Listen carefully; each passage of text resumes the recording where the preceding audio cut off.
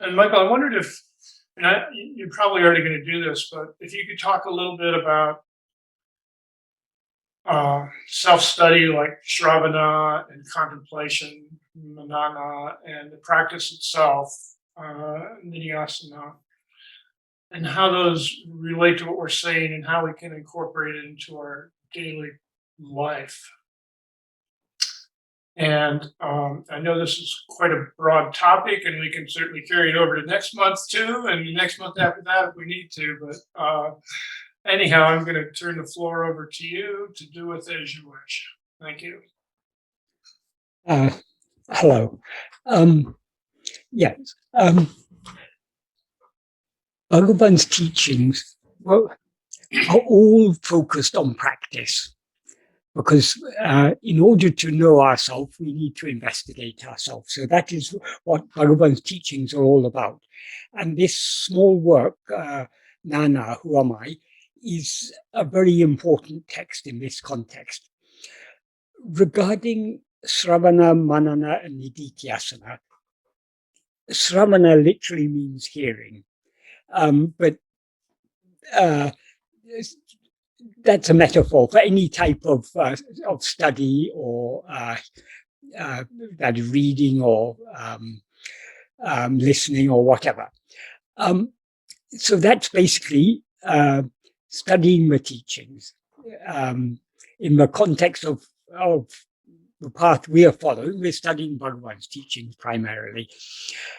Manana means thinking deeply about them, because merely reading is insufficient. We've got to understand what we read, and we understand what we read by thinking deeply about it, by understanding why Bhagavan says whatever he says, why he says it, what are the practical implications of what he says, and how it ties in with all the other things that he said.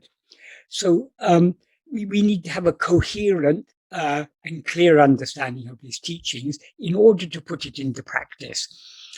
So that is what is called manana. And nidhyasana literally means deep contemplation. In the context of Bhagavan's teachings, it means contemplating ourselves. In other words, turning our attention within to see what we actually are. In other words, self-investigation. What is most important is the actual practice of self-investigation. But the Sravana and Manana is a great aid to that. That is, Bhagavan's words, firstly, they're constantly encouraging us to turn within. And secondly, how to turn within, how to put this into practice cannot be exactly explained in words. Because as Bhagavan said, the way this is not an objective path, so it can't be explained objectively. So whatever Bhagavan has taught us, they are all pointers. So we need to understand those pointers clearly. To the extent we understand those pointers clearly, we'll be able to put them into practice. So it's reading Bhagavan's teachings and understanding them clearly is important. But merely by reading and thinking about them, we won't get a deep understanding. The deep understanding comes primarily through practice. That is, when we try to put it into practice, we come across difficulties, and when we go back to reading what Bhagavan has said, and we see what clues he's given us to deal with whatever obstacles or difficulties we face. So the Sravana and Manana are supports for the nidhyasana, for the actual practice, but the practice is what is most important.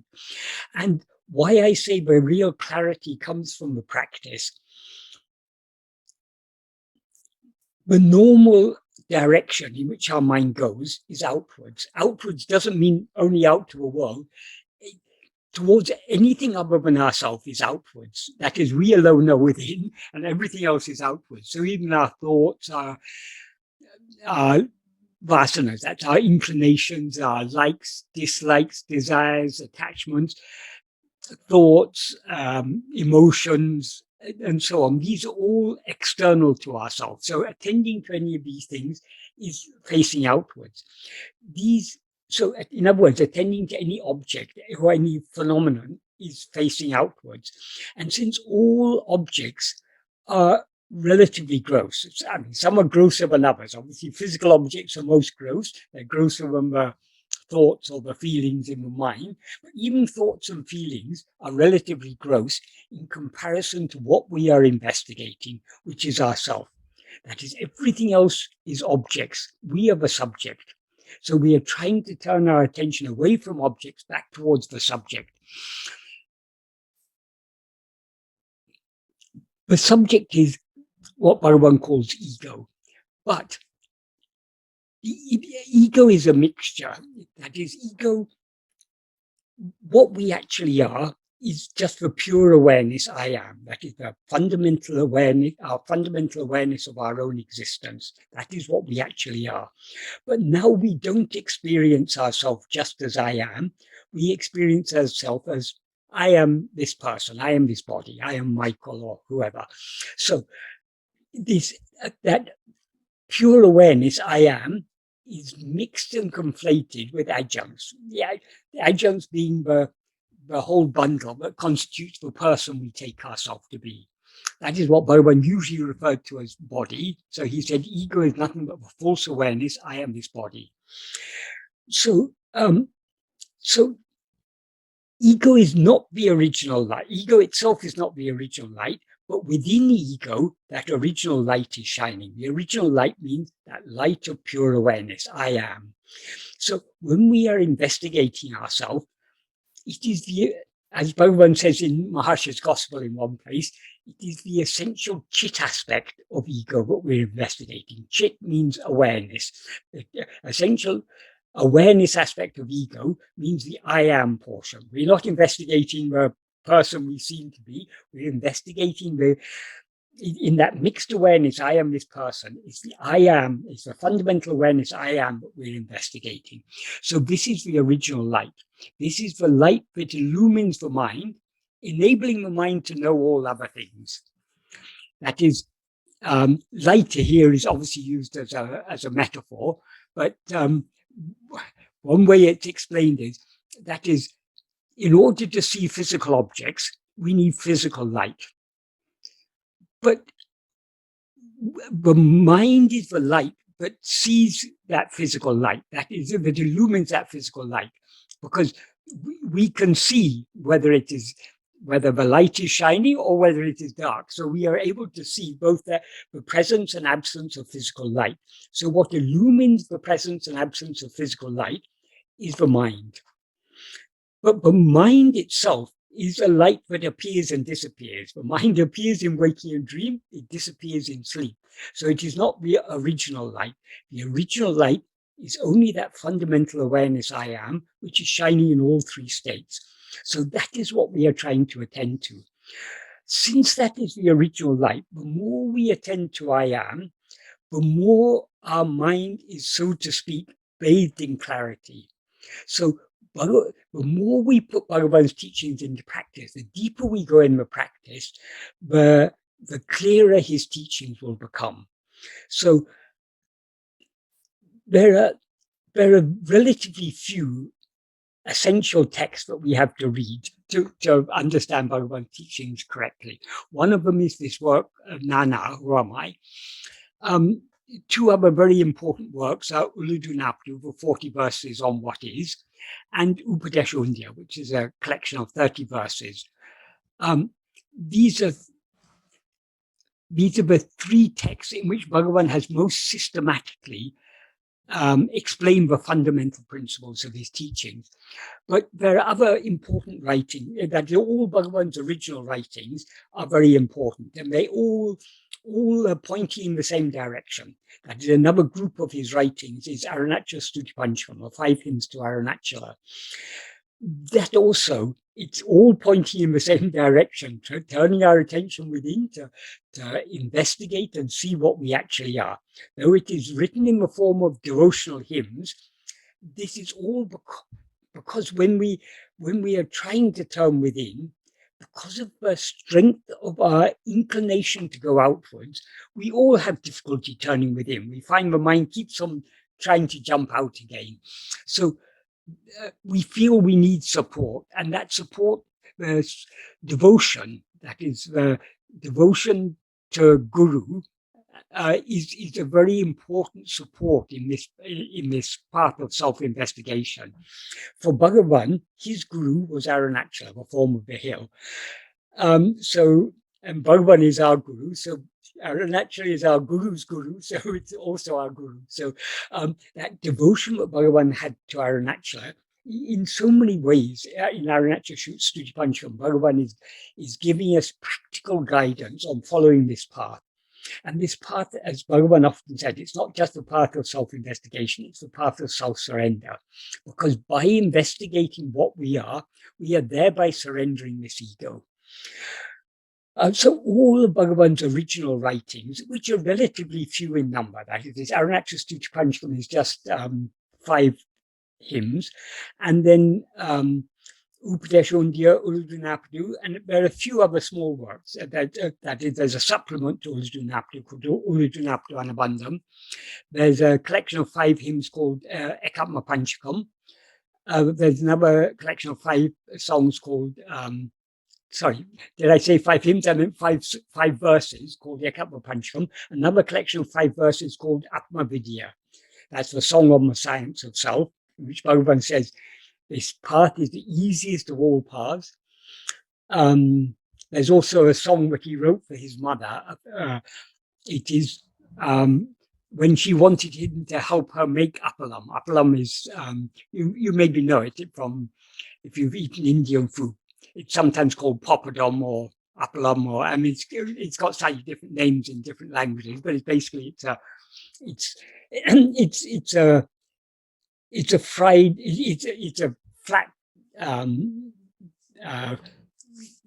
pancake type thing made of gram flour, which is fried in oil or heated over a fire. So when she asked him to make that, he wrote a song using that as all the ingredients as an analogy to explain this part of jnana. So that's basically, that's all of Bhagavan, and there are a few stray verses. In all, there are about 27 instructive verses, which Sadhuam collected together as a work called Upadesha Tanipaka. These are all the original poetic works of Bhagavan. The important original writing of Bhagavan in prose is this work, Who Am I? So this is all the essential things that we need to understand. If we understand these, and particularly, as I say, these 3, Nāṇ Ār, Who Am I, Uḷḷadu Nāṛpadu, Upadesha Undiyya, if we understand these, we get a clear understanding of Bhagavan teachings. And as we go deeper in the path, we will find all the help and guidance we need are provided in these works. And of course, Aruṇācala Śrī Pancham is also very important. So I can say from my own case, I've been studying these works now for about 45 years, but I'm still learning from them. I'm not learning new information, but I'm the depth of meaning in them becomes more and more clear as we follow this, as we go deeper and deeper in following this path. So this is the importance of what is called Sravana, Manana, and Nididhyasana. That is, the most important is the Nididhyasana. The Sravana and Manana are important supports, aids. That is, it's very important. In order to put it into practice, we first have to understand what it is we're practicing. This is a very deep and subtle path, so we need to have a clear understanding.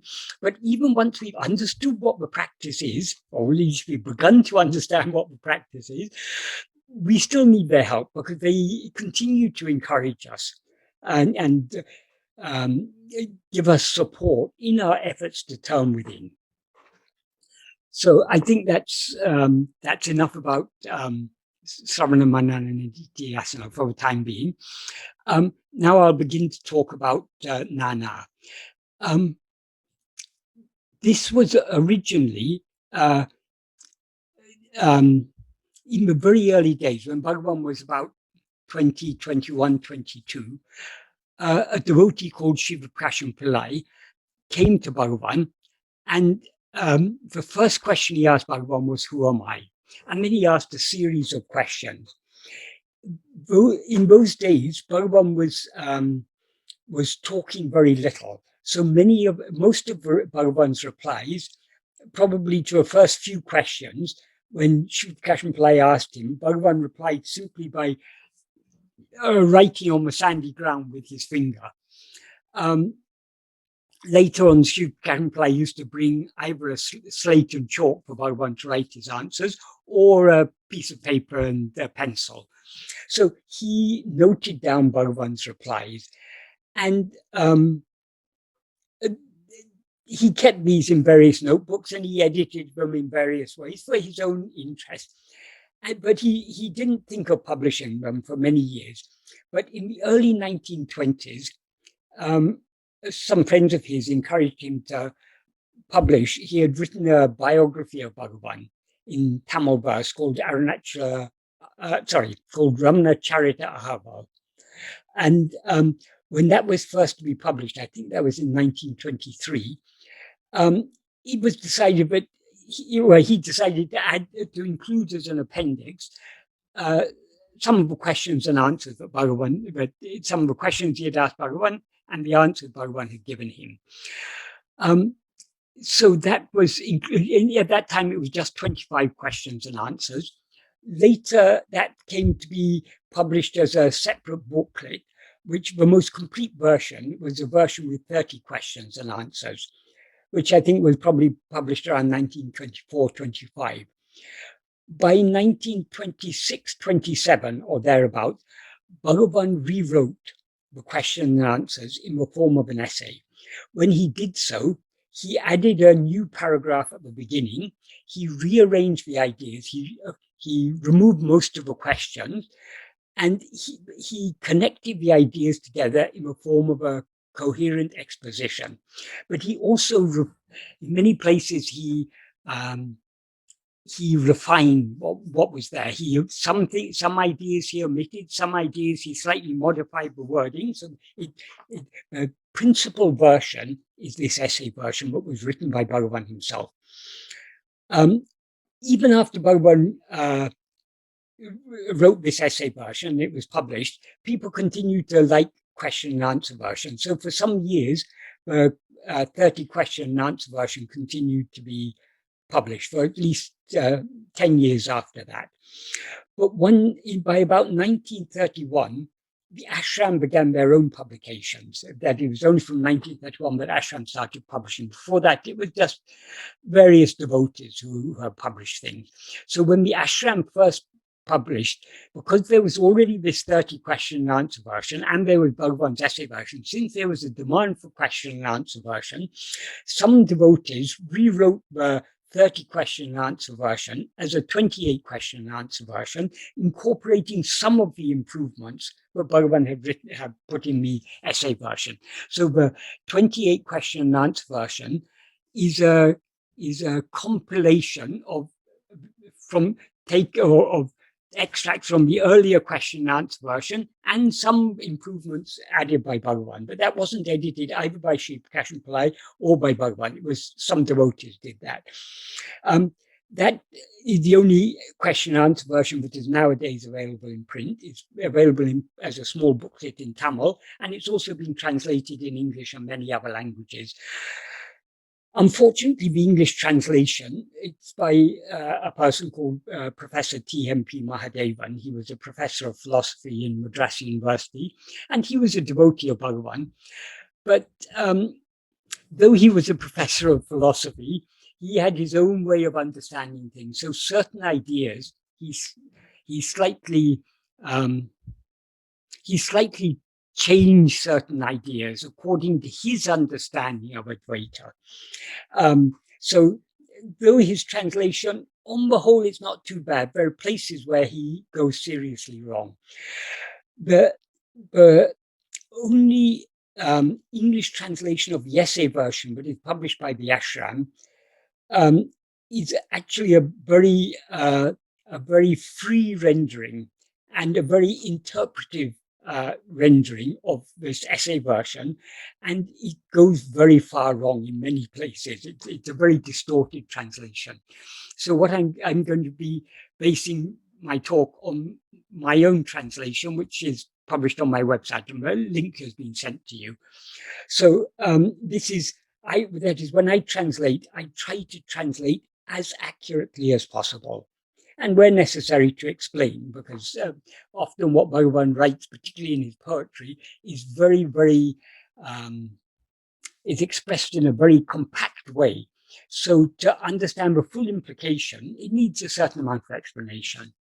But this, because this is a prose work, relatively little explanation. I mean, most of this is fairly straightforward, fairly clear what Bhagavan is saying, but it is very, very deep.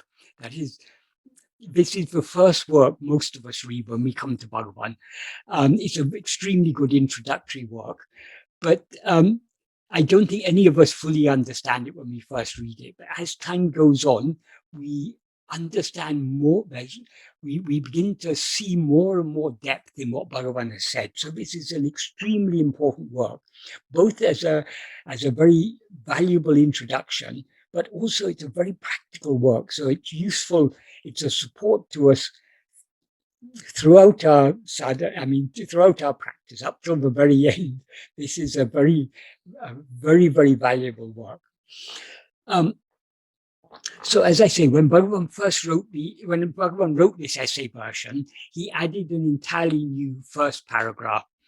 The ideas he expresses in this first paragraph are slightly adapted from the beginning of the introduction that he wrote to a Tamil translation, a Tamil prose translation that he made of the Sanskrit work Vivekachudamani, which is usually attributed to Shankara. So Bhagavan wrote a brief introduction to his translation. That translation begins with, that is the first portion of the introduction. I can't even say sentence, because Bhagavan's sentences there go on very long. But the ideas are very similar, and the wording is very similar, but not identical to what it says there. So this first paragraph is a very, very important introduction, because before we begin to practice self-investigation, the obvious first question is, why should we bother? Why should we? Well, what is the necessity for investigating ourselves? So Bhagavan explains it here. What he says in the first paragraph is, that is, this first paragraph consists of two sentences. The first sentence is a long sentence in which Bhagavan packs many arguments, many very important arguments. That is, what he says in the first sentence is, the first clause is, since all sentient beings want or like to be happy always without what is called misery. This is one of the fundamental principles of Bhagavan's teaching. That is, what Bhagavan is pointing out is what we are all seeking is happiness. Some people superficially would say, no, I'm not seeking my own happiness. I want to do service to others, or I'm not so interested in happiness. I'm more interested in learning, or in this or in that. But actually, why we want to do anything, we do whatever we like to do, and we like to do those things that seem to make us happy. So if we take our aim in life doing service to others, why is that? Because that is what makes us happy. We derive satisfaction from helping others. If we want to be very learned, why do we want to be very learned? Because that makes us happy. We derive pleasure from studying and whatever. So whatever effort any sentient being makes are all directed at happiness, from the smallest ant looking for carrying a heavy grain of sugar, to the highest God in heaven. All are seeking happiness. From the worst sinner to the greatest saint, all are seeking happiness. The problem is, most of us are seeking happiness in the wrong place. We think our happiness is dependent on things outside ourselves. So our mind is always going outwards, seeking the things that we think will make us happy and trying to avoid the things which we think will make us unhappy. So Bhagavan doesn't say all that here. He gives more explanation about this later on in the same work, in the 14th paragraph. But in this first paragraph, as I say, in the first clause, what he says is, since all sentient beings want to be happy always without what is called misery. So this is the first principle, Bhagavan says. But these are also premises to an argument he's giving. In the second clause, he says, since for everyone the greatest love is only for oneself. What that means is, this is a very literal translation of how it's expressed in Tamil. This is the normal way of expressing it in Tamil. How we would normally say it in English is, but we all have greatest love only for ourselves. That is, what do we love above all other things is we love ourselves. If we love other people, for example, why do we love them? Because we think those people are contributing to our happiness. So we love those people who we feel make us happy, whose company we enjoy, who just give us happiness and joy. Those are the people we love. If people are constantly giving us trouble, we tend to dislike them. Why? Because we all have greatest love for ourselves. So these are two premises here Bhagavan gives. The first premise is what we all like is happiness, and we all have greatest love for ourselves. And then in the third clause he says, and since happiness alone is the cause for love, what he means by that is we all love those things that we think will make us happy. If we think something will make us happy, we love it. If we think something is going to make us unhappy, we dislike it. So happiness is a driving force behind what we like, what we love, like or love. So that is the implication here in these first three clauses. We all like to be happy. We have greatest love for ourselves, and happiness alone is the cause for love. Then why do we love ourselves? Because we ourselves are happiness. That is the implication. And then he goes on to say, in order to attain that happiness, which is one's own nature, why is it one's own nature? For the reasons that he's given previously, and also for the reason that he gives after this. He says, which is one's own nature, which one experiences daily in sleep. Sleep here means dreamless sleep. That is, when we are asleep, we are perfectly happy. So the happiness we experience in sleep, and he goes on to say, in sleep, which is devoid of mind. So in the state of deep dreamless sleep, there is no mind, and hence there's no experience of anything other than ourselves. But in the absence of all other things, we are perfectly happy. What does that imply? But we ourselves are happiness. So for the reasons given in the first three clauses, and for this reason, Bhagavan is explaining to us why we should understand that happiness is our real nature. So in order to attain that happiness, which is one's own nature, which one experiences daily in sleep, which is devoid of mind, what is required? That he says in the final clause of this sentence, tanne tan aridal vendum. That means oneself, knowing oneself is necessary. That is, since we ourselves are happiness, in order to attain that happiness, we need to know what we actually are. Why do we not experience that? If happiness is what we actually are, why do we not experience it? Because now we are not, though we are aware of ourselves, we are not aware of ourselves as we actually are, because we now mistake ourselves to be a person, to be a finite creature. So if we know what we actually are, we will know that we are infinite happiness. Happiness is our own real nature, and that happiness, there is no limit to that happiness. And not only is happiness our real nature, because happiness is the cause of love, love is our real nature. That is, our love is infinite. But because we've limited ourselves as a body, our love has now been distorted as likes and dislikes, desires and aversions, hopes and fears, and so on. So all these are a distortion of of the pure love, which is our own real nature. So, so he concludes this first sentence saying, knowing oneself is necessary. So how do we know ourselves? This is what he says in the next sentence. That means for knowing oneself, Jnana-vichara, called who am I, alone is the principal means. Jnana-vichara means awareness investigation. That is, jnana means knowledge. In this context, in the spiritual context, it means knowledge in the sense of awareness. What awareness? That is the fundamental awareness of our own existence, I am. That is the awareness that we are investigating. The word vichara means investigation. So jnana vichara means awareness investigation.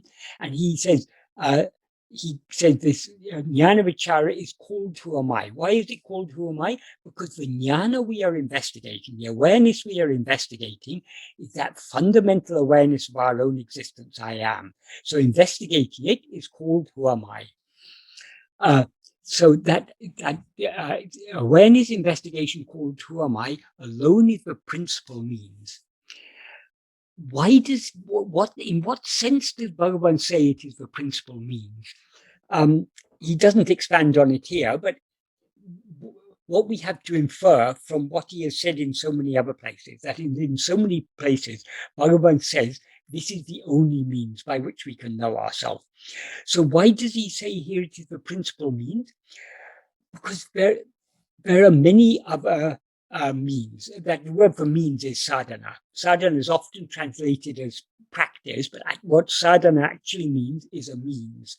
So there are so many other means. People practice bhakti, they practice yoga, they practice different types of meditation and so on. All these are means, but they are not direct means. That is, all these, we can explain this with an analogy. Supposing you've got one river that flows into the ocean, but it has many tributaries. All those tributaries, none of them go directly to the ocean. All the tributaries first have to join the main river, the principal river, and then, having merged in the principal river, they are then carried away to the ocean. It is in that sense that Bhagavan says this is the principal means, because ultimately we cannot know what we actually are without investigating ourselves. That is, if you want to see the sun, you have to look at it. If you don't look at it, you can't see it. Likewise, if we want to know what we actually are, we need to look at ourselves. We need to investigate ourselves. So this is the only means by which we can know ourselves. All other means must eventually lead to this. So whatever other spiritual path we may follow, eventually it can lead us to the final goal. That other spiritual paths may have their own goals, but the ultimate goal is to know ourselves as we actually are. To reach this ultimate goal, we need to investigate ourselves. So all other paths are tributaries leading to this principal path, the path of self-investigation. That is what Bhagavan implies here when he says, for knowing ourselves, jnana-vichara, called who am I, alone is the principal means. So this is, in this first paragraph, Bhagavan is explaining to us why we need to investigate ourselves. I will skim through some of the following paragraphs, because I think what's most important is that we focus on the practice, because always with Bhagavan's teaching, the practice is most important. Once we understand the practice, then we go into other teachings of Bhagavan that don't seem to be directly explaining what the practice is. We will understand how all Bhagavan's other teachings, they all have practical implications. They all point us in the same direction, the need to know ourselves. So, as I said earlier, the first question asked by Śrī Aruṇācala was, Nāṇ Ār, who am I? To that, Bhagavan, because in those days Bhagavan wasn't speaking much, so he probably wrote on the ground. He wrote, Arive Nāṇ. Arive Nāṇ means awareness alone is I. Then Śrī Aruṇācala asked, what is the nature of that awareness? And Bhagavan said, Satchidanandam. Satchidananda means Sat is being, or what actually exists. Chit is awareness, or what is actually aware. Ananda means actual happiness, real happiness, infinite happiness. So Satchidananda is the nature of that awareness that we actually are. In other words, it's not an awareness of things other than ourselves. It's just that fundamental awareness of our own existence. Sat-chit means awareness of existence. That's another way of interpreting it.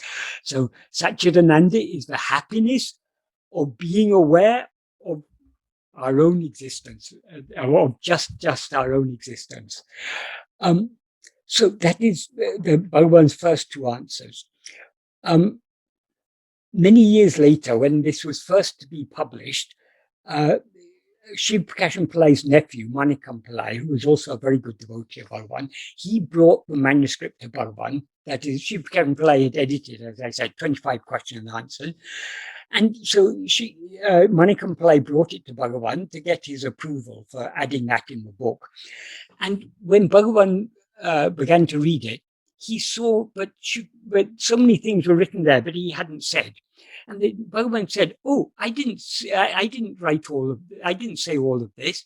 And then Bhagavan himself said, "Oh, because he had studied philosophy, he would have learned all these things when he was at university. So, in order to help him to because my first answer was just Arivanan, in order to help him to understand that, he added all this portion. So let it remain. It may be useful for others." So most of the second paragraph is what Śrī Prakāśam Pillai added, which is the standard in Advaita philosophy of I am not this, basically what he's saying, I'm not this physical body, or this physical body is not I.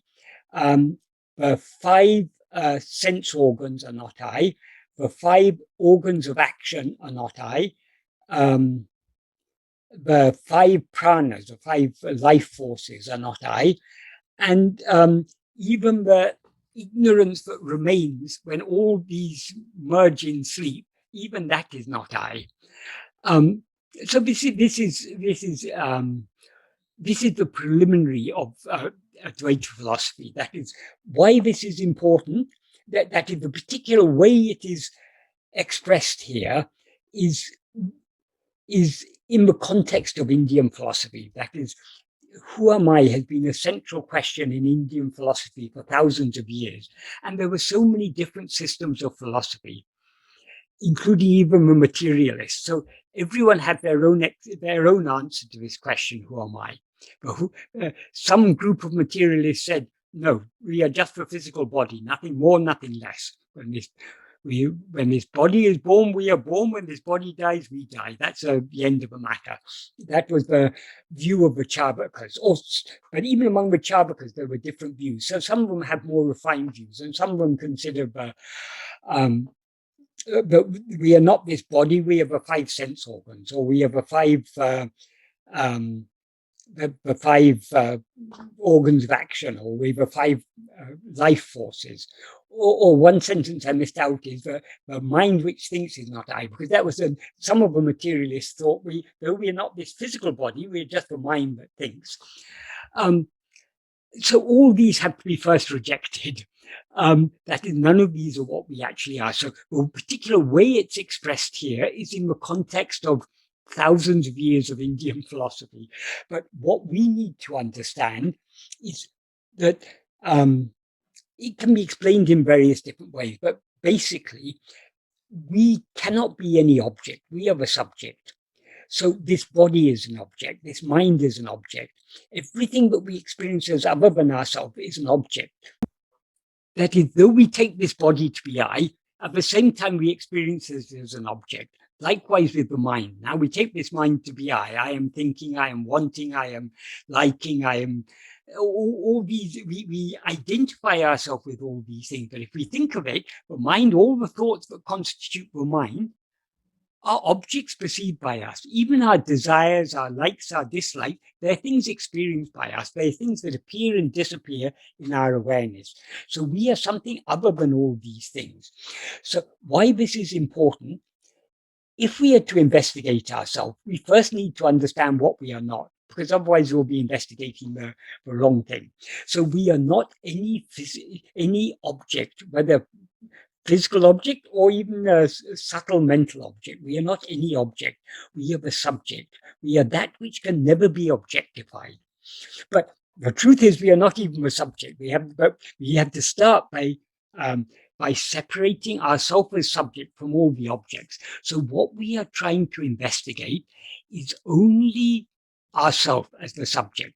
In other words, we're investigating only I, not anything known by I, not anything that appears or disappears in our awareness. So when we are trying to attend to ourselves, we are trying to attend to that which exists permanently, which anything that appears and disappears must be something other than ourselves, because we are there. It's in our view that they appear and disappear. So we are there before they appeared, we are there after they disappeared. So even the mind is something that appears and disappears. It appears in waking and dream, it disappears in sleep. So even this mind is not ourself. The one thing that continues in all the three states is our fundamental awareness of our own existence. That is what we actually are. That is what we need to investigate. How do we experience that fundamental awareness of our own existence? As I am. But as ego, we mix along with this I am, we mix adjuncts. So we take ourselves, I am this person called Michael, I am this body, I am this mind. That is all false identification. So we are not to attend to anything that we mistake to be ourselves. We are to attend to ourself alone. So we to attend to only to the fundamental awareness I am. That is how we investigate ourselves. That's why this what is said in the second paragraph is very important.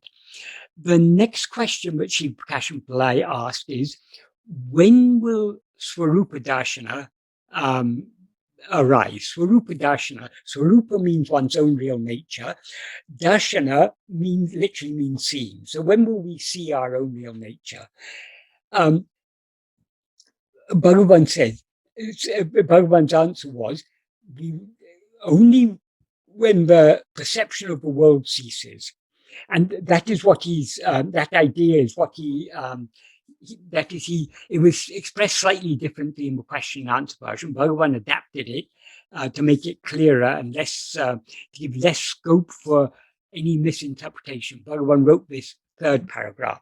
What he wrote in the third paragraph is, if the mind, which is the cause for all awareness and for all activity, ceases or subsides, perception of the world will depart.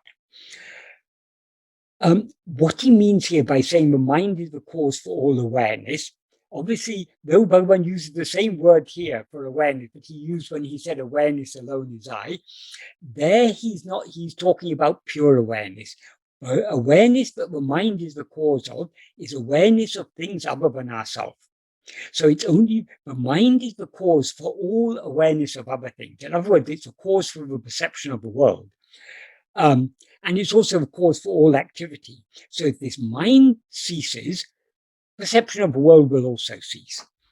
And then he says in the second sentence, just as, he gives an analogy first, just as unless awareness of the imaginary snake goes, awareness of the rope, which is the basis or foundation, will not arise. That is, so long as we mistake a rope to be a snake, we cannot be aware of, we cannot see the rope as it is. So in order to see the rope as it is, the misperception of it as a snake has to go. So if we look very carefully at the rope and recognize that it is that it is not a snake but a rope, the perception of the snake, which is imaginary, or the word he uses is kalpita, which means fabricated, meaning it's a mental fabrication. That's why I translate it as imaginary here. So the snake is just a mental fabrication. It doesn't actually exist. What actually exists is only a rope. But in order to see the rope as it is, we need to stop seeing it as a snake. Of course, how we stop seeing it as a snake is by seeing it as it is. But ceasing to mistake it to be a snake is necessary. Otherwise, so long as we are seeing it as a snake, we are not seeing it as a rope. We're not seeing it as it actually is. So that's the analogy Bhagavan gives. So just like that, unless perception of the world, which is a fabrication, a mental creation, departs, seeing of one's own real nature, which is the basis, will not arise. That is, just as the rope is the basis for the appearance of the snake, our real nature is the basis for the appearance of the world. But so long as we are seeing the world, we are not seeing our real nature. And when we see our real nature, we will not see the world. Why is this? There's a deep reason for this. That is, and this is a very, very important principle of Bhagavan's teaching. That is, we are aware of things other than ourselves only when we limit ourselves as a form. That is, when we rise as ego, we always experience ourselves as I am this body. That is, we limit ourselves to the form of a body. And what Bhagavan means by body, as he clarified in verse 5 of Uḷḷadu Nāṛpadu, by body, he doesn't just mean the physical body. He means all the 5 sheaths. The 5 sheaths mean the physical body, the life that animates it, the mind, intellect, and will that function within it. So all these are called the 5 sheaths. These though we can distinguish these 5 things, we experience them collectively. We experience the whole bundle of 5 sheaths as ourself. So when Bhagavan says ego is nothing but the false awareness, I am this body, he means not only that we mistake ourselves to be this physical body, but also the life, the mind, the intellect, and the will. We identify ourselves with all these things. So when we rise as ego, we always identify ourselves with this body consisting of 5 sheaths. And these are all forms. Because we experience ourselves as a form, we experience other forms. So the whole world appears only because we've limited ourselves as this body. We can see this from our experience in dream. As soon as we begin dreaming, we experience ourselves as though the whole dream world is our own mental creation. We don't experience while dreaming, we don't experience ourselves as the creator of a dream. We seem to be a person within our dream. That is, we first identify ourselves with a body, and then through the 5 senses of that body, we project a world. So it's only when we are limited as a body that we perceive a world. So why is it necessary that perception of the world must cease in order for us to know our real nature? Because so long as we are perceiving a world, we are perceiving ourselves as a person within that world. In other words, we've limited ourselves to a name and form. Therefore, we are not knowing ourselves as we actually are, which is just pure awareness. Then in the next paragraph, Bhagavan continues the same subject. But since he says here, since he said in this 3rd paragraph, what is the cause for the perception of the world? It is the mind. So what does he mean by mind? That is what he explains. He begins to explain in the next paragraph. He says, what is called mind is an Adiseya Shakti, an extraordinary power that exists in Atma-swarupa. Atma-swarupa means the real nature of oneself. Adiseya Shakti means an extraordinary power. So the mind is an extraordinary power that exists in Atma-swarupa. The extraordinary power that Bhagavan is referring to here is the power that is generally called Maya. That is, according to Bhagavan, Maya is nothing but our own mind. So it is the mind that is the cause for the appearance of all these things. So, so as I say, in the first sentence, he says, what is called mind is an extraordinary power that exists in our real nature, in what we actually are. He says, it makes all thought. I'll just add one thing here, but Bhagavan doesn't mention here, but he uses the same term, Adiseya Shakti, in verse 6 of Aruṇācala Aṣṭakam. And there he says that Adiseya Shakti, that he's addressing Aruṇācala, but saying that Aruṇācala is the heart, the light of awareness, the one real substance. And he says, in you, that an Adiseya Shakti exists in you and is not other than you. That is, though this though Maya is spoken of as something that exists in Brahman or in our real nature, it is not something other than ourselves. That is what the mind actually is nothing but our real nature. It's just that because of our looking outwards, it's distorted and it appears as all this multiplicity. So, as I say, in the first sentence, he says, what is called mind is an extraordinary power that exists in Atma-swarupa, implying that the mind is Maya. And then he says, it makes all thoughts appear. That is, the cause for all other thoughts is the mind. And as he will explain in the next paragraph, what the mind essentially is only the first thought, I. The first thought, I, means ego. So it is ego, the subject, that makes all other thoughts, which are objects, appear. And then he says, when one looks, excluding all thoughts, solitary, there's no such thing as mind. In other words, mind is nothing but thoughts.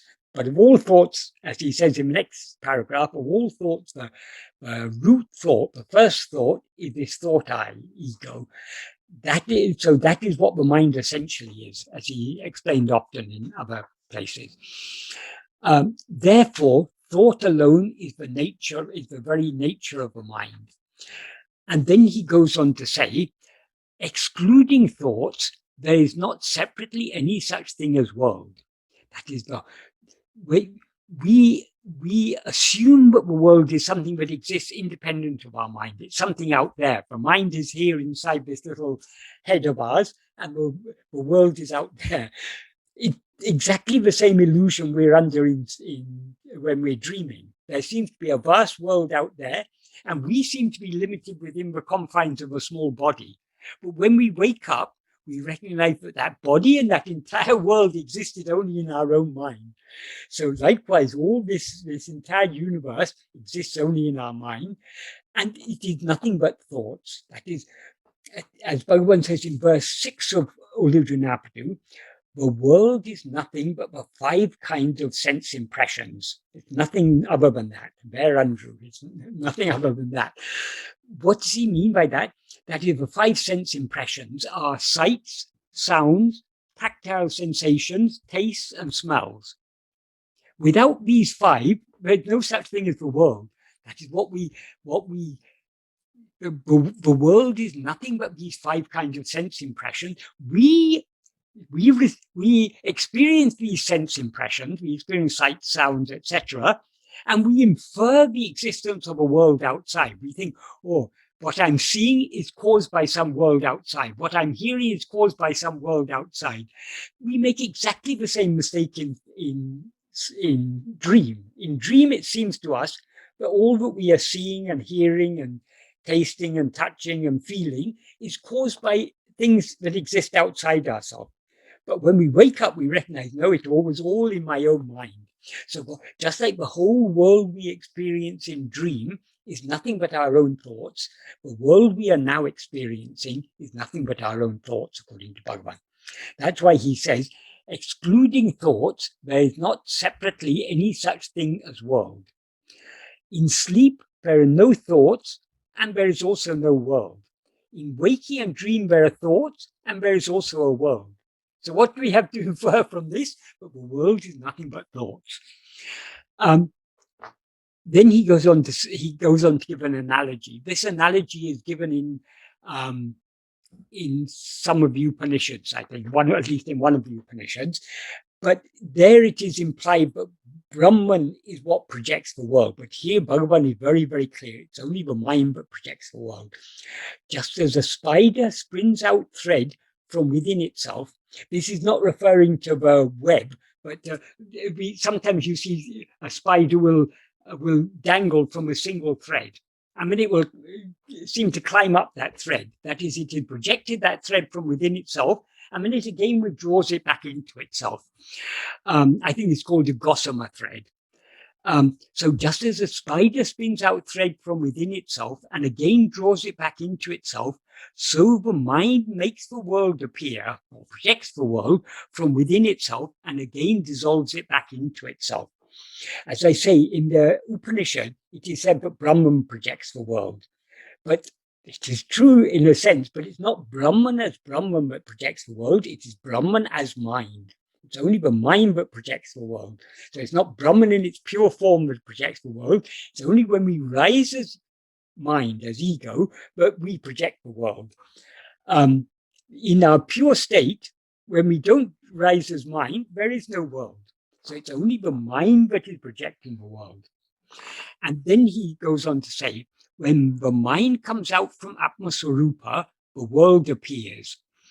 That is, whenever the mind rises, obviously the mind isn't literally coming out from Atma-swarupa, because Atma-swarupa is the infinite whole. So what he means by coming out, when we rise as this mind, the world appears. And then he concludes he draws the same conclusion that he drew from in the previous paragraph. Therefore, when the world appears, one's own real nature does not appear. And when one's own real nature appears, the world does not appear. That is, so long as we see the world, we are not seeing ourselves as we actually are. And when we see ourselves as we actually are, we will not see the world. And then for the first time, he begins to talk about the practice. In the next sentence, he says, if one goes on investigating the nature of the mind, oneself alone will end as mind. This is a very, very cryptic way of saying it. What it implies is, if we go on investigating the nature of the mind, we will see that what now appears as mind is actually nothing but ourself, our own real nature, what we actually are. That is that's like saying, if you look at the snake carefully enough, you will find that it's the snake alone but a rope alone that has appeared as a snake. Likewise, if we investigate what we are so far, what its mind is, we will find that it is nothing but our own real nature. And then in the next sentence, can I ask you a question about that very point, Michael? Yes, certainly. Because it's a point of confusion that lingers with me a lot of the time, if not all the time. You see, the whole world appears only because we limit ourselves as Ramana says the mind makes all thoughts appear. The mind makes all thoughts appear. And he says thought alone is the very nature of the mind. Yes. And then I say, but isn't the very practice of self-inquiry dependent entirely on using the mind and the thoughts? In whom do these thoughts occur? A thought. And who am I? Another thought using the mind. Right. Okay. Yes. Does that tie into what you're saying? It is the mind that is investigating itself. But the difference is, the mind that when we face outwards, in other words, when we face away from ourselves, we project this world. In self-investigation, we are not facing away from ourselves. We are facing back towards ourselves. And by facing back towards ourselves, we thereby bring about the dissolution of the mind. That is, we seem to be mind only when we're attending to anything other than ourselves. When we cease attending to other things, the mind dissolves. So we use the mind to dissolve the mind. Exactly. Okay. Is that clear? Does that fully clear your? It does. Yet it's still kind of vague for me, because the mind is critical to do self-inquiry. You have to turn it upon itself in order for it to dissolve. Using the mind, using thoughts. If we didn't have a mind, we couldn't destroy it. Very good. So it's critical to have a mind in order to destroy it. If we didn't have it, then there would be no problem at all. So that is, we have to use the mind. But if we use the mind to try and kill it, we will never be able to kill it. What we need to do is we use the mind to investigate it. Because if we investigate it, then we find there's no such thing as mind at all. And we leave it behind. That's why Bhagavan said all other sadhanas are like the thief pretending to be a policeman. That is, the thief acting as a policeman, pretending to try and catch the thief. It will never do it. So long as our sadhanas presuppose the existence of the mind, they will only perpetuate that. So But in self-investigation, we are not presupposing the existence of the mind. The mind is questioning its own existence. Am I what I now seem to be? Now I seem to be Ted, but is this what I actually am? So it's the mind that is aware of itself as I am Ted, but now that mind is leaving Ted aside and trying to investigate only the I. When it does so, it will dissolve. Ted, of course, and Ted's world will dissolve along with it. And what will remain is what you actually are. Thank you with that. I of course, I already knew that intellectually, but in the practice of self-inquiry, it sometimes comes up, why am I using the mind so much to get rid of itself? But you answered it well. But that's another point I'll mention here, because you say you need thoughts and everything.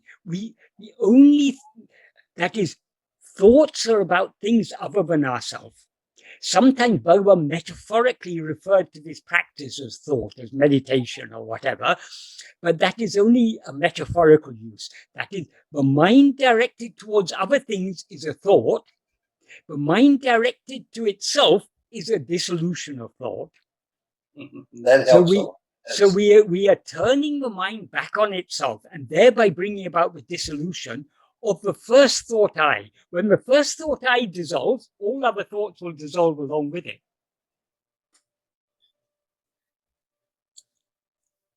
Thank you. Go okay. On. So I'll continue. So what he says in this sentence, I say it's said in a rather cryptic way, but the implication is that if we go on investigating the nature of the mind, what we will find is our real nature. That is like saying, if you look very carefully at the snake, you will find the rope. If we look very carefully at ourselves, we will find, if the mind looks very carefully at itself, it will find what it actually is, which is Atma-swarupa, our real nature.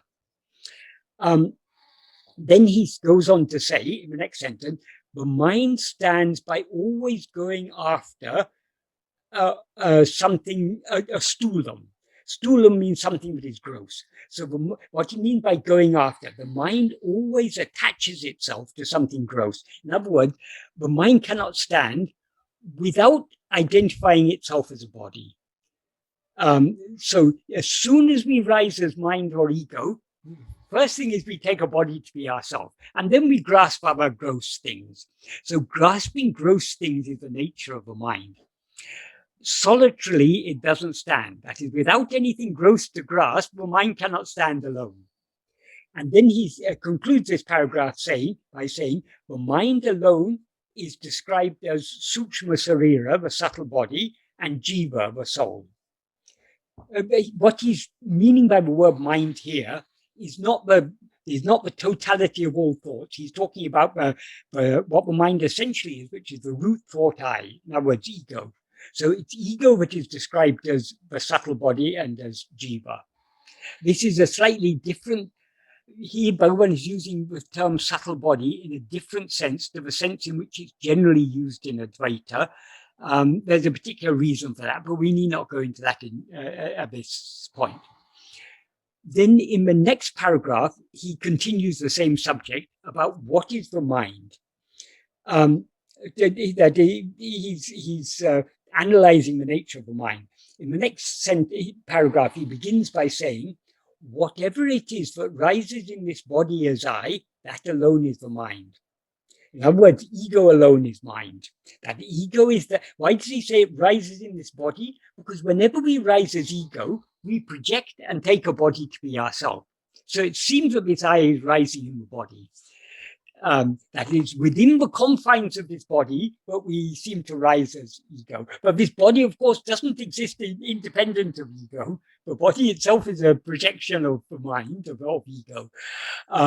But whenever we rise, we confine ourselves within the limits of a body.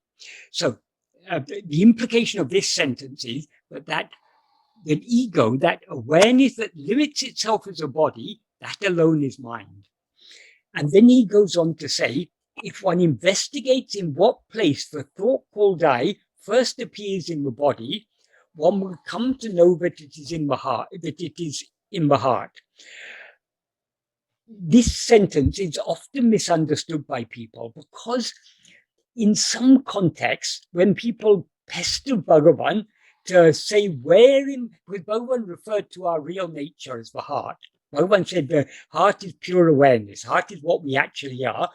But people whose minds are gross, are outward looking, they cannot help but thinking, particularly if they've been, if they're accustomed to yoga philosophy, they cannot help but think in terms of the body. So there were some people who pestered Bhagavan to say where in the body the heart exists. So to satisfy such people, Bhagavan said the heart is 2 digits right from the center of the chest. That is relative to this body. That is where in this body do we, that is, we experience this whole body as ourself. But that feeling of self-awareness is centered in the chest, 2 digits to the right from the center of the chest. This has no spiritual significance. This is true only with reference to the body. So that is not the heart that Bhagavan is talking about here. As I say, what he says is if one investigates in what place the thought called I first appears in the body. What does he mean by in what place? He doesn't mean that we should have to look for a place in the body. What he uses the term place in a metaphorical sense. From what does the thought called I means ego, from what did the ego first arise? That is, from where can we rise as ego? Only from ourselves, only from our real nature, from what we actually are. We can understand this if we consider waking from sleep or beginning to dream from sleep. As soon as we begin to, as we wake up or begin to dream, we rise as ego. From where do we rise? We rise from what existed in sleep. What existed in sleep is only I am. So that pure awareness I am is the source from which we rise. That is the heart. So that is what Bhagavan is referring to here. So if we investigate the place where the thought, in what place does the thought called I first appear in the body, one will come to know it is in the heart. And then he says, that alone is the birthplace of the mind. Again here, birthplace is metaphorical. But where the mind originates from, in other words, the source of the mind is only the heart, and the heart is nothing but that fundamental awareness I am. That is, it is only from I am that we rise as I am this body. Then he gives a very nice practical clue, which is very useful for people when they first start on this practice, because when people are first told about this practice of self-investigation, many people find it difficult to grasp at first how we can attend to ourselves, because we're so used to attending to objects. How to attend to the subject? The subject obviously isn't an object. So how do we attend to ourselves? Bhagavan gave a very useful clue here. He said, even if one goes on thinking I, it will take and leave one in that place. What does he mean by thinking I? That is, if we think of any word, it's not the word that is important. Every word denotes something. If I say a word like running, it produces, the mere mention of running brings a certain image to our mind. Some person or animal is running. If I mention an object like a tree, it brings a certain object to our mind. So any word refers to a certain object or event or action. And therefore, when we mention that word, it brings that thing to our mind. This first person pronoun I refers to what? Though we often refer to the body and to the mind as I am sitting, I am thinking, I am talking, we refer to these objects as I because they seem to be ourselves. What I essentially refers to is only the awareness that mistakes itself to be this body and mind. So by thinking of, if we think I, but not just mechanically like a japa, I, but if we slowly and contemplatively think of this word, think of I, and instead of thinking of a word I, that is, we use this word I to direct our attention back to that which is denoted by this word I. So what does this word I refer to? It's to that fundamental awareness of our own existence. So this is a helpful clue, if we apply it properly, to help us familiarize ourselves with self-investing, with self-attentiveness, with being self-attentive. Once we become familiar with what it means to be self-attentive, then this is no longer necessary, but it's a helpful clue for people who are starting on this path. Then in the final 4 sentences of this paragraph, Bhagavan again analyzes the mind, but here he says something that he says in many, many places, and this is a very, very important principle of his teachings. That is, in the previous paragraph, he said the mind is nothing but thoughts. If we remove all thoughts, there's no such thing as mind. So he's the totality of all thoughts is, that is a collective name for the totality of all thoughts, is mind. But other thoughts are constantly changing. All thoughts are constantly coming and going. So is there anything in the mind that is constant? That is, so long as there's mind, is there any one thought that is always there? Yes, that is the thought called I. What Bhagavan means by the thought called I is ego. That is this. Why does he call ego a thought? Because it's not the pure awareness I am, it's the pure awareness I am mixed and conflated with adjuncts. Since the adjuncts are thought, the package, I am this body, is a thought. So ego is a thought. Of all thoughts, it's the first, but it is unlike all other thoughts. Why? Because all other thoughts are jada. That is, they are not aware. No other thought is aware of itself or aware of anything else. Whereas this first thought called I is the only thought that is endowed with awareness. So this is the subject. All other thoughts are objects. So why is this the first thought? Because without the subject, there cannot be any objects. So without the thinker, there cannot be any thought. So this thought called I is the thought that is in whose view all other thoughts appear. So this is the first thought. The term he uses in Tamil for first thought is mudal ninevu.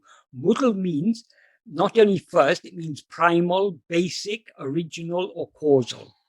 So this is the thought that is the basis of all other thoughts. It's the origin of all other thoughts. It's the cause of all other thoughts. That is, only when we rise as ego do other thoughts come into existence.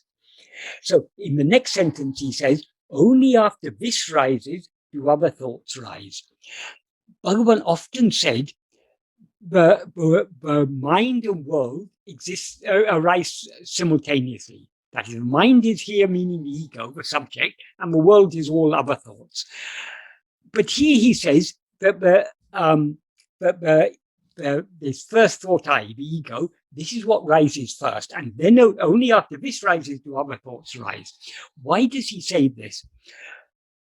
This is a case of simultaneous causation. That is, the cause is ego, the effect is all other thoughts, including the whole world. Though it's a case of simultaneous causation, that is, even in the case of simultaneous causation, though the cause and the effect occur simultaneously, logically, that is, in the causal sequence, the cause has to come first. You cannot have a cause without, you cannot have an effect without its cause. So we can illustrate this with an example. That is one simple case of simultaneous causation is one billiard ball hitting another billiard ball. If you've got a stationary billiard ball and a moving billiard ball hits the stationary one, as soon as that is the striking of that is the moving ball striking the stationary ball, at once causes the stationary ball to move. So the striking of the two balls is the cause. The effect is the movement of the stationary ball. These occur simultaneously. But logically, which comes first, though they occur at the same time, in the causal sequence, the cause, that is, without the striking, the effect would never have taken place. So it's in that sense that Bhagavan says, here, only after this rises do other thoughts rise. That is, the first thought I is the cause, all other thoughts are the effects. So without this cause, the other thoughts can't arise. Though as soon as this cause arises, all other so many other thoughts arise along with it. So that's Michael, what. I have a question. Yes, certainly. So in an infant, a newborn infant, Yes. would you say that there is a sense of I-ness in the infant? Yes, definitely. Definitely. If you ask modern psychologists, they'll say only at the age of 2 or something does ego develop, because they are viewing ego objectively. Ego is not an object, ego is a subject. That is not a small child aware of things other than itself.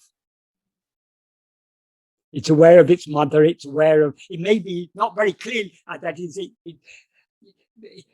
a newborn child, for example, it may not see things very clearly because its eyes have yet to focus and get used to different interpreting all the information that seems to be coming from the outside world. So, but still, the child is aware of itself as I am perceiving this, I am experiencing this.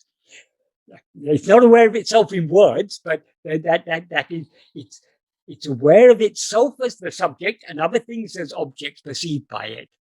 So there cannot be awareness of anything other than ourselves without ego. So a baby can never get realization because they can never do Atma-vichara. Well, they can, just like we can, but they're unlikely to because their vasanas will be, it's only when generally we don't take to Atma-vichara until we come to Guru, and Guru points out to us the errors of our ways. But seeking happiness outside is wrong. But in the view of the small child, it's dependent on things other than itself. If the mother doesn't give milk on time, the baby will start crying. It needs that milk. Only when it gets the milk, then it's happy. When it doesn't have its milk, it's unhappy. So it's already seeking happiness outside itself. Because that is the nature of the mind. The nature of the mind is to have Vishaya vasanas, to seek happiness outside. Does that adequately answer your question? So I'm thinking that once you have taken birth, the I consciousness is alive and kicking. Only after the I consciousness, only after ego rises, do we seem to have taken birth. Right. So it's there because from the birth. It's all this is a dream. The dreamer of this dream is ego. When we dream a dream, we take ourselves to be a person in that dream. So in this long dream of what we call our present life, it began with us mistaking ourselves to be a baby. But that mistake, I am this baby, we cannot have mistaken ourselves to be I am this baby without first rising as ego. So ego, according to Bhagavan, Bhagavan says it very, very clearly in the same idea that he expresses here, Bhagavan expresses in verse 26 of Uḷḷadu Nāṛpadu in a very clear and emphatic way. He says, if ego comes into existence, everything comes into existence. If ego doesn't exist, everything doesn't exist. Ego itself is everything. That is, ego is the seed that sprouts as all this. So according to Bhagavan, ego is the basis of all awareness of things other than ourselves. That is, it's only in the view of ego that other things seem to exist. Is that clear? That is clear, but I guess it'll take me some time to really digest the information and understand it in that context. So apparently, the first thing that rises is the ego, and from the ego rises the body. All other thoughts. Or are they occurring simultaneously? They occur simultaneously, but the cause is ego. That's why Bhagavan says only after this rises do other. He says only after this rises do other thoughts rise. Other thoughts means all phenomena are thoughts, as he said in the previous paragraph. The whole world is nothing but thoughts. So the world appears only after we rise as ego. Though it occurs simultaneously, the causes are rising as ego, the effect is the world. He says in verse 7 of Uḷḷadu Nāṛpadu, though the world and the term he uses there is arivu, awareness. That awareness is referring to the mind or ego. Though the world and awareness arise and subside simultaneously, the world shines by awareness. As I say, he's talking there about awareness arising and subsiding. What is the awareness that arises and subsides? It's only ego. So it's not the pure awareness he's talking about here. So the world shines by awareness. That is, the world cannot be known except by ego. So the world is dependent on ego. So ego is the cause, the origin from which the world sprouts. That's why he used that analogy in the previous paragraph of the spider, projecting the spider spinning the thread out from within itself and again withdrawing it back into itself. Likewise, the mind projects the world from within itself and again draws it back within. So then it does seem to some extent it's a spontaneous occurrence of the ego. Yes, you can say so.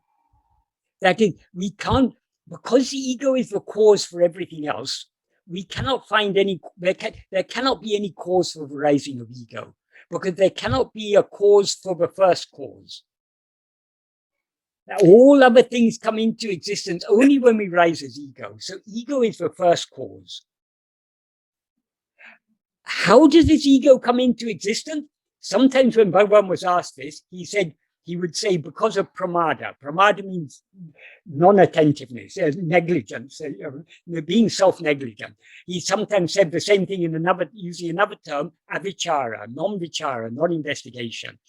Obviously, that is not the cause, but why Bhagavan says that pramada or avichara is the cause, because the way to bring about the dissolution of the ego is by attending to ourself. Not attending to ourself is the cause, but who is it who doesn't attend to itself? It's only ego. Our real nature never fails to attend to itself. Pramada is not a problem for Brahman. It's only a problem for jiva, for ego. So there is no cause of ego. And if we investigate this ego, we will find that it had never risen. And therefore nothing else had risen. So the ultimate truth is ajata. But one thing we have to remember about when we read Bhagavan's teachings, we have to remember Bhagavan had one aim and one aim alone. That is to turn our mind back within to investigate ourselves. So whatever teachings he gave had that purpose, had that aim in mind. I mean, it was for that purpose alone that Bhagavan gave us these teachings. So why this is such an important teaching. What Bhagavan is teaching us here is this is another way of saying the whole world is nothing but a dream. The dream, only after a dream arises does the dream appear.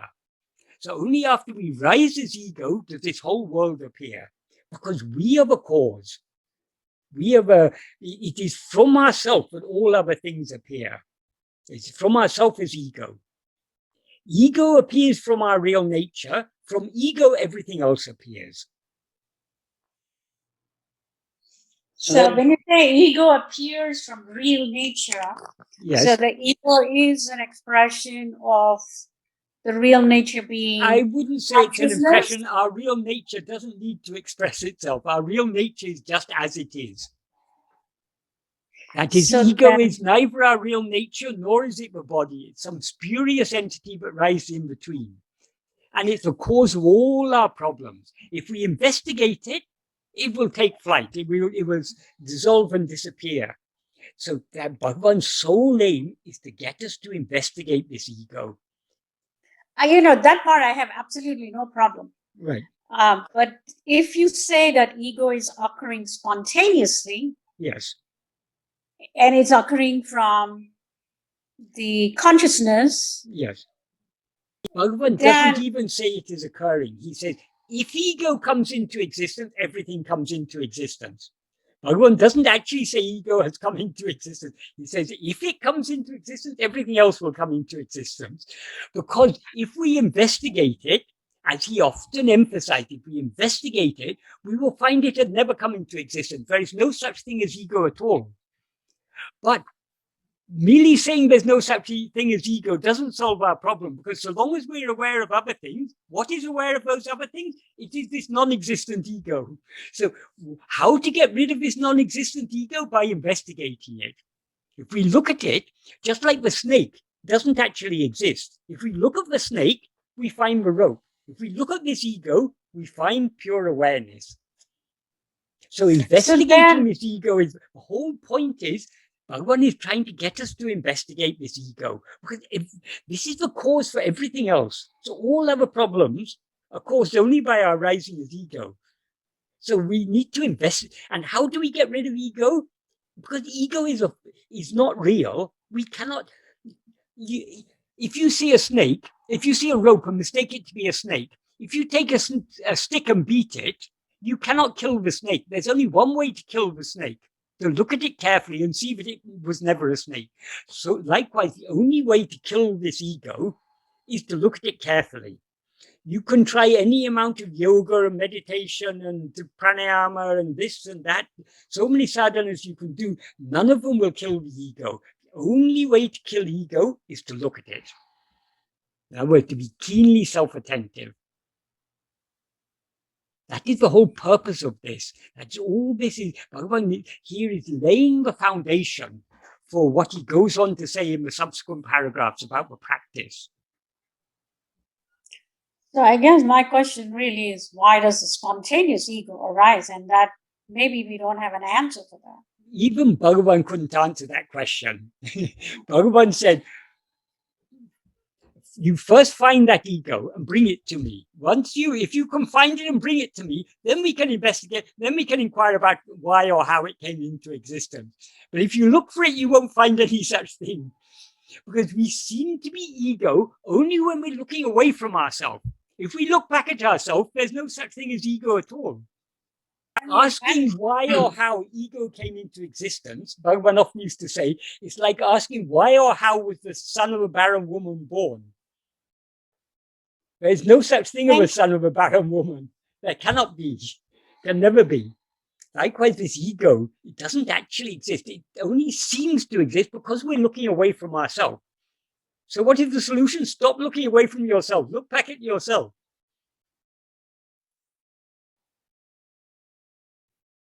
We can go on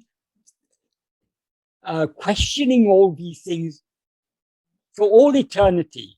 The point is, why all that Bhagavan taught us, why did Bhagavan teach us? That is, we should always have this question in the back of our mind when we read Bhagavan teaching. Why did he teach this? And if we understand it correctly, it is he taught us this in order to turn our attention back to ourselves. Because the only solution to all our problems is to investigate ourselves. So Ramana is suggesting to us, and we've been at this street corner before in this group on Sunday morning, talking about this very subject. So it sounds very much, you made a compelling case that Ramana is suggesting to us, if I understand you correctly, to do self-investigation 18 of our 24 hours every day. Because the minute we cease doing self-inquiry, the ego becomes alive and thrives in the world around us with all of its problems. That is the ideal towards which we should be moving, is to be self-attentive throughout the waking and dream states. Of course, we are not, because we still have strong Vishaya vasanas. But the more we practice this, the weaker our Vishaya vasanas will become, and the stronger our Sat vasana will become. So the more we will have an inclination, a liking, just to rest in ourselves, rest in our source. And you say to do all of this non-mechanically, non-ritually, but slowly and intentionally, the fundamental awareness of our own existence arises then. No. Our fundamental awareness of our own existence never arises. What Of our- arises is ego. The fundamental awareness of our own existence, that is the ground, that is the adhisthana, the basis from which everything else rises. Yes, I added that phrase mistakenly. What I wanted to say is, so it's not necessarily like doing japa or, as a Catholic, repeating the rosary, because that becomes, after 5 minutes, purely mechanical. And that's not going to get me anywhere if I remind myself who I am. Yes. Anything but an intentional way. Yes. Well, we can't attend to ourselves mechanically because the very nature of the mind is to go outwards. So we are, so to speak, swimming against the current. So you can't mechanically swim against the current. You have to put in the necessary effort. It requires great love to hold on to self-attentiveness. Requires great love.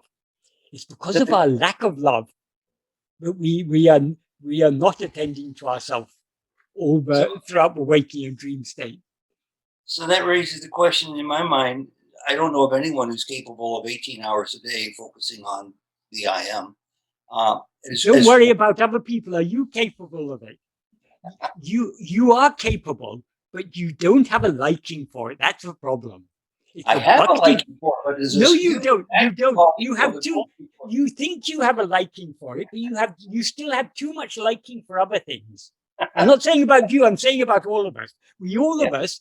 Why we are here? Because we still have liking to attend to other things. If we had so much liking, if we had liking only to attend to ourselves, the story would be finished. We'd be out of the picture. Well, that's a good reason to increase my practice. So thank you. But that's what we're all aiming for. All this talk about Bhagavan's teachings, this is only to encourage us and to clarify what we need. What is it we need to do? We just need to be as we actually are. We need to be self-attentive. That's all that is required.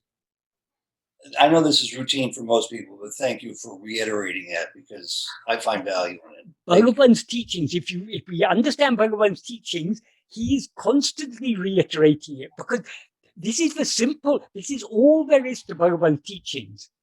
And so he's dining it in again in so many ways, but it's the same thing he's saying. Stop attending to other things, attend to yourself. That is the sum and substance of all of Bhagavan's teachings. Thank you, Michael. All these other teachings, if we understand them correctly, they all implying only this.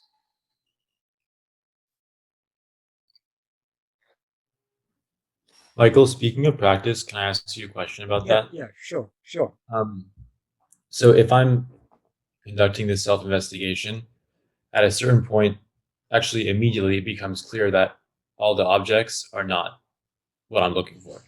Yeah. The sounds, the thoughts, they're not just an appearance. So when I place my attention back on myself, that attention is a different kind of attention. It's not an intention of a thing, but I still know that I exist. I still know that there's awareness of things. Yeah. I think one of the best ways of expressing, of describing the practice is being self-attentive. That is, it's not though we loosely say attending to ourselves, it is not actually, attending to anything else is a doing, but attending to ourselves is just a state of being. We are just being self-attentive. And self-attentiveness or self-awareness is our real nature. So we are just trying to be as we actually are. So at a certain point in the inquiry, it becomes just kind of effortless. I guess what I'm asking, at what point does the inquiry turn into just abiding or just being? That is, to the extent to which we attend to ourselves, to that extent are we being ourselves. That is, the knowing and the being are one and the same. But what is actually happening when we are practicing, our aim is that now our attention is facing outwards. Our aim is to turn our attention 180 degrees, so to speak, away from other things, back towards ourselves. But because of the strength of our Vishaya vasanas, we are unwilling to let go of other things. So we are not able to turn the full 180 degrees. Depending on the strength of our love, our bhakti and our vairagya. Bhakti means the love to know and to be as we actually are. And vairagya means the freedom from desire to experience anything else. So depending on the strength of our bhakti and vairagya, we may be turning 10 degrees, 20 degrees, 90 degrees, 120 degrees. Even if we're turning 179 degrees, we still don't know ourselves as we actually are, because we still have a lingering awareness of phenomena. When we turn the full 180 degrees, so to speak, we've turned our back entirely on phenomena. So we're not aware of anything other than ourselves. That state in which we are not aware of anything other than ourselves, is a state of pure awareness, which is what we actually are. So as soon as we turn 180 degrees for even just one moment, that is the end of the story. Ego is eradicated. There never was any ego then. Then that is the state of ajata, in which nothing has ever happened. So somebody's in that state and they pick up this candle. Nobody is in that state. Only, that is, it's not a person in that state. Now we take ourselves to be a person because we are still looking outwards. When ego is annihilated, the whole universe is annihilated with it. It seems to us, we see someone like Bhagavan and say, oh, but Bhagavan had realized himself, but he still answered questions, he still cut the vegetables, he still wrote poetry. Bhagavan said, that is the body and mind of the jnani exist only in the view of the ajnani. Ajnani means one who doesn't know. So it's only in our view that Bhagavan seems to be that person. In his view, his experience of himself is, I alone am.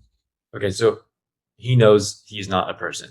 But at the same time, he also knows, would it be fair to say that the person appears to him as a dream, but we take it? No.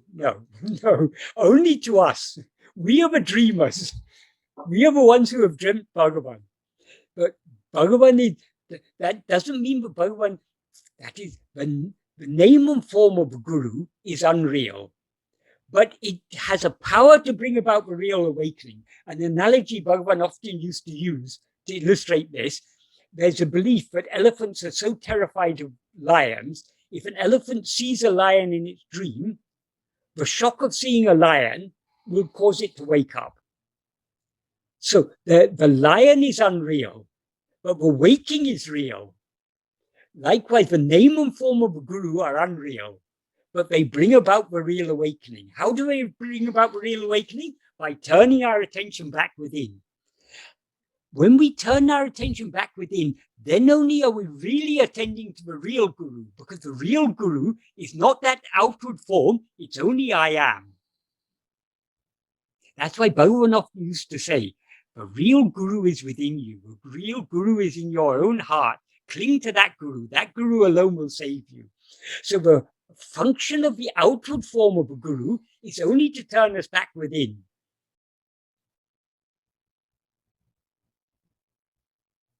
Does that adequately answer your question? I guess the last thing I was going to say, though, is, okay, if that has done, then the world or Maya still is seen as nothing other than pure awareness, right? Yes, but what does that mean? When you look at the snake carefully and see that it is a rope, you are seeing the snake as a rope.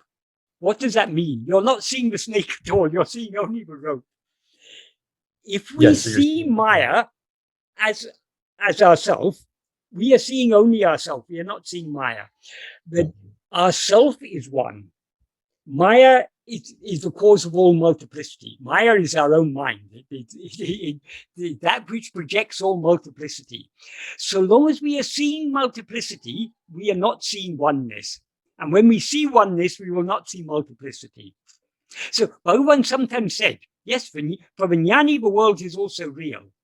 But where, in fact, Bhagavan says explicitly in verse 18 of Uḷḷadu Nāṛpadu, though that is both for the jnani and for the ajnani, the world is real.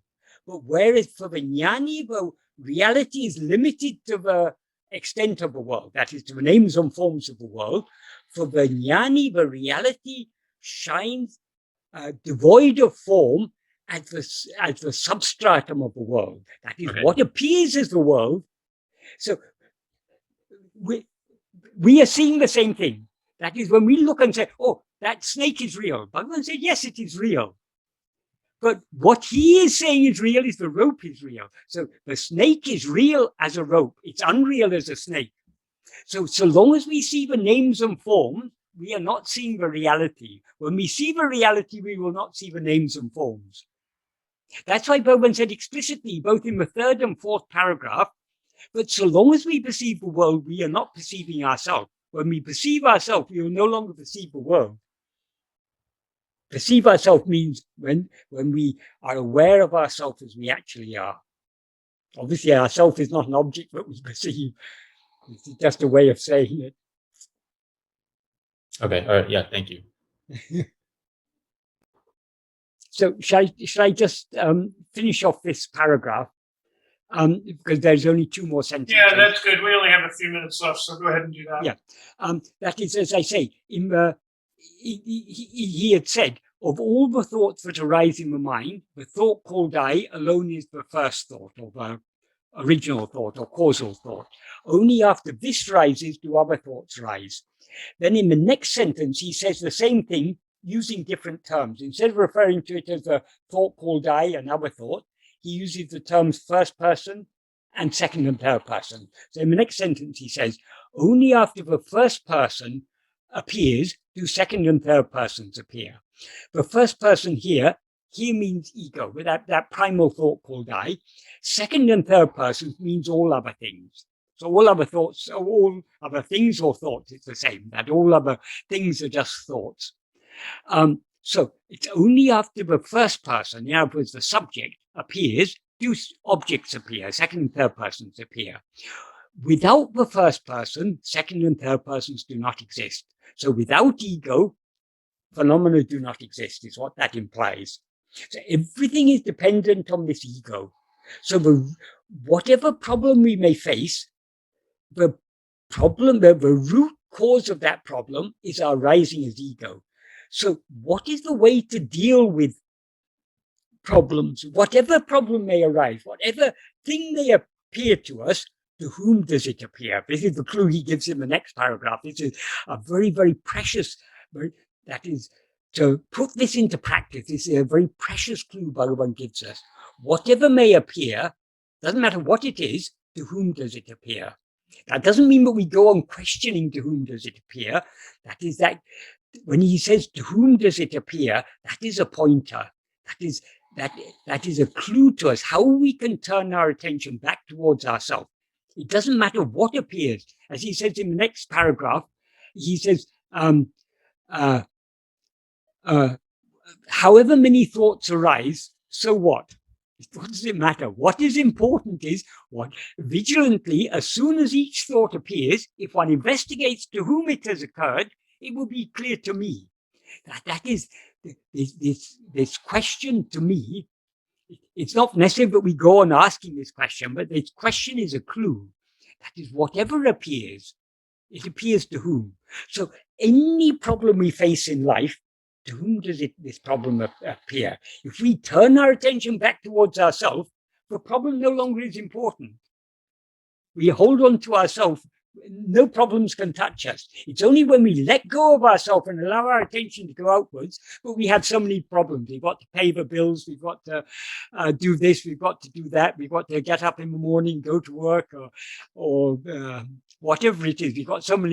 We seem to have so many responsibilities and obligations and everything, only when we allow our attention to go away from ourselves. So what is the solution? Don't allow your attention to go away from yourself. To whom do all these problems appear? To me. Turn your attention back. So that is the practice that Bhagavan is teaching us. Whatever may appear, to whom does it appear?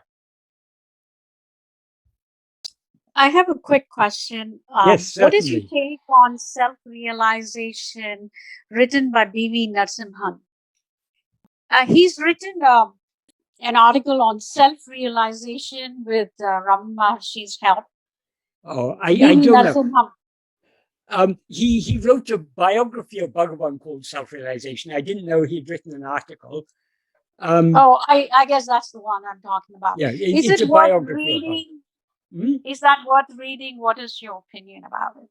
Well, if you want to know the story of Bhagavan's life, yes, I mean, that's the earliest biography. It's not all entirely accurate. It's the stories that he gathered at that time. Later, some of those, towards the end of his life, Bhagavan pointed out that some of the things that were written in that biography and other biographies, that they weren't actually correct. Bhagavan corrected some of these things, but for many years, Bhagavan just kept quiet. Bhagavan was least, because for Bhagavan, all this is unreal. Doesn't matter whether people say, whatever people may say about him, it's all unreal. What is real is only I am. And I think that's a good place to end, Michael. We can, Right. any further questions we can save for next Yes, time you yes. join us, please. And I think the next paragraph is a particularly important paragraph, the 6th paragraph, because there Bhagavan is giving us many very, very valuable clues for the practice. So I think next time we can continue from the 6th paragraph onwards. That would be great. It's too bad we have to wait a full month for that to happen. Well, we can be practicing in the meanwhile. There you go. That's good. Well, thank you very much for joining us. Thank you, Michael. And like you say, with this practice, keep coming back to this. I've read this several times, but today it was just like kind of like a whole new episode in Ramana's teaching. So thank you very much for being here for us today. All Bhagavan's teachings, they're all about practice. Because what is the use? There are volumes and volumes have been written on Advaita philosophy. You can go on studying this Advaita philosophy for any number of lives. It's not going to solve the problem. Now, what is the essence of Advaita? There is one only without a second. And what is that one only? You are that. So what does that mean? Attend to yourself. And that's called practice, and thank you. It's meant so much to us. Because all this, that Bhagavan's teachings are very simple, but they're all pointing in only one direction. Attend to yourself. That is the sum and substance of all that Bhagavan taught us. Thank you. And attending to ourselves is both investigating ourselves and surrendering ourselves.